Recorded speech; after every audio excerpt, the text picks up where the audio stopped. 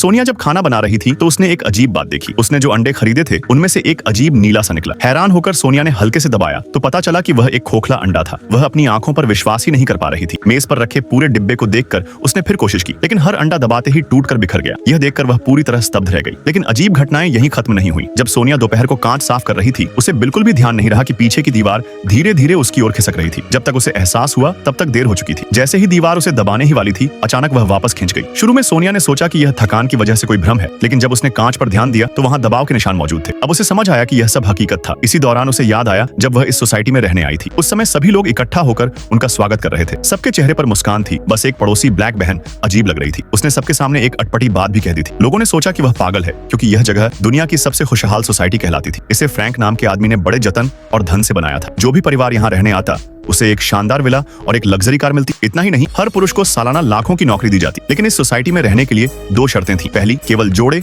या पति पत्नी ही आ सकते हैं। दूसरी, औरतें कभी भी उत्तर दिशा वाले रेगिस्तान में कदम नहीं रखेंगी, वरना उसकी जिम्मेदारी उनकी खुद की होगी। यहाँ की जिंदगी बहुत व्यवस्थित थी। हर दिन पुरुष सुबह 8 बजे काम पर निकलते और औरतें दरवाजे तक आकर उन्हें विदा करती। यह सोसाइटी एक रेगिस्तान की नखलिस्तान में बसी थी। पुरुष हर दिन गाड़ी से उत्तर दिशा में विजय मुख्यालय जाते, जबकि औरतें गृहिणी बनकर रहती। पति के जाने के बाद वे थोड़ी थोड़ी सफाई करती और दिन भर मौज मस्ती का आनंद लेती। सोसाइटी भले ही बड़ी न थी, लेकिन सभी सुविधाएं मौजूद थी। मिठाई और पेय मुफ्त मिलते थे। महिलाएं पूरी तरह आराम कर सकती थीं। यहाँ तक कि महंगे सामान भी बहुत सस्ते दामों पर मिलते थे। पैसों की कोई चिंता नहीं थी। लेकिन एक नियम और था। हर महिला को रोज मालकिन की योगा क्लास में जाना होता था, ताकि उनका शरीर आकर्षक बने और वे पति को खुश रख सके। सभी महिलाएं इस सोसाइटी में रहकर गर्व महसूस करती थीं, लेकिन उनकी नजर में ब्लैक बहन अजीब थी, क्योंकि उसने नियम तोड़ा था। वह अपने बेटे को लेकर उत्तर वाले रेगिस्तान में चली गई थी। जब गार्ड उसे ढूंढ कर लाए तब तक उसका बेटा गायब हो चुका था। जमीन पर सिर्फ उसका पसंदीदा खिलौना पड़ा था। उस दिन के बाद से ब्लैक बहन अजीब व्यवहार करने लगी और सबको बताने लगी कि यह सोसाइटी एक बड़ा धोखा है। लेकिन किसी ने उसकी बातों को गंभीरता से नहीं लिया।